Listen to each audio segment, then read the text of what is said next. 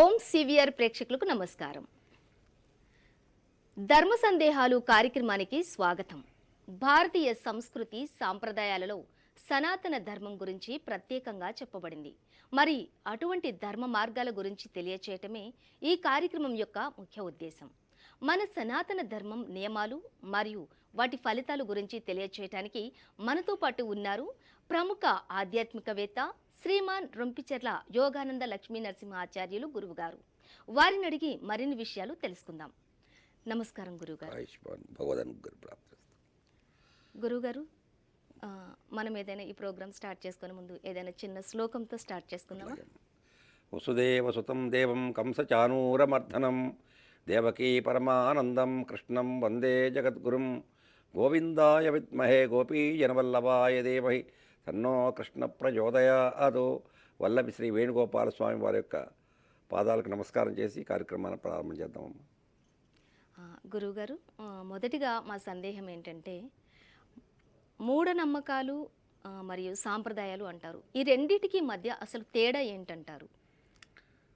సాంప్రదాయాలు అనేటువంటిది మహర్షులు పురాణయుక్తం కానీ ప్రోక్తల్లో కానీ ప్రోక్తయుక్తంగా కానీ మనందరికీ అంటే భూమి మీద ఉన్నటువంటి ప్రజలందరికీ కూడాను సమస్త మానవాళికి తెలియపరిచినటువంటిది. అదే కాకుండా ఈ సాంప్రదాయం అనేటువంటిది శాస్త్రం అనేది కూడా చెప్పవచ్చు మనం.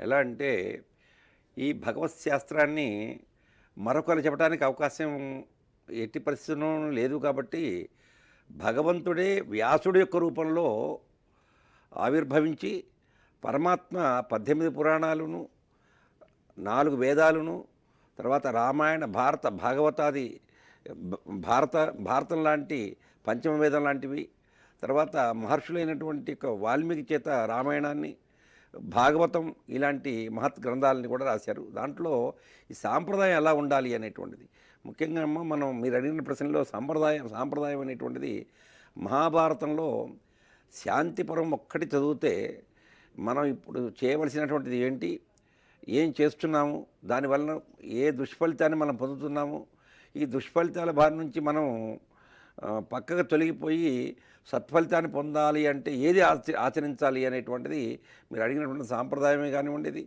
శాస్త్రమే కానివ్వండి, అది శాంతి పర్వంలో మహాభారతంలో చెప్పబడింది.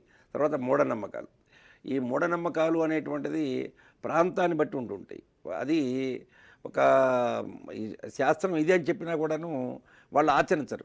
కొన్ని ఆ విధంగా ఇది మూఢనమ్మకం, ఇది విసర్జించండి, ఇది మంచిది కాదు అని చెప్పినప్పటికీ కూడాను కొంతమంది పీఠాధిపతుల మీద కానివ్వండి, మహర్షుల మీద కానివ్వండి, పండితుల మీద కానివ్వండి, దేవాలయంలో చేసేటువంటి అర్చకుల మీద, అంటే శాస్త్రాన్ని పరిపూర్ణంగా చదివి చెప్పినటువంటి యొక్క పండితుల మీద కానివ్వండి, ప్రవర్చకుల మీద కానివ్వండి, ఇవన్నీ కూడాను భారీ ఎత్తున తిరుగుబాట్లు అంటూ జరుగుతున్నాయి. ఇది మూఢనమ్మకం, ఇది చేయకూడదు, శాస్త్రం ఇలా చెప్పలేదు, మీరు శాస్త్రానికి వ్యతిరేకంగా మీరు నడుచుకుంటున్నారు, అది మూఢనమ్మకంగా మీరు అనుకుంటున్నారు, దాని ఫలితాన్ని మీరు పొందవలసి వస్తుంది, మనం తెలిసిన వాళ్ళం కాబట్టి మేము చెబుతున్నాం మీకు అని చెప్పినప్పటికీ కూడా అది తిరుగుబాటుగా చేస్తున్న పరిస్థితి. కాబట్టి మా మూఢనమ్మకం అనేటువంటిది శాస్త్రానికి దానికి చాలా విరుద్ధంగా ఉంటుంది. కాబట్టి శాస్త్రమే ప్రమాణం మనకి. భగవంతుడు సాక్షాత్ భగవంతుడు భగవద్గీతలో అవును కాదు అని అనడానికి శాస్త్రమే ప్రమాణం అని చెప్పాడు. కాబట్టి శాస్త్రాన్ని ప్రమాణంగా తీసుకోవాలి, మూఢనమ్మకాన్ని ప్రమాణంగా తీసుకోవడానికి వీలేదు. మూఢనమ్మకం వల్ల కొన్ని ఇబ్బందులు కూడా కలుగుతాయి.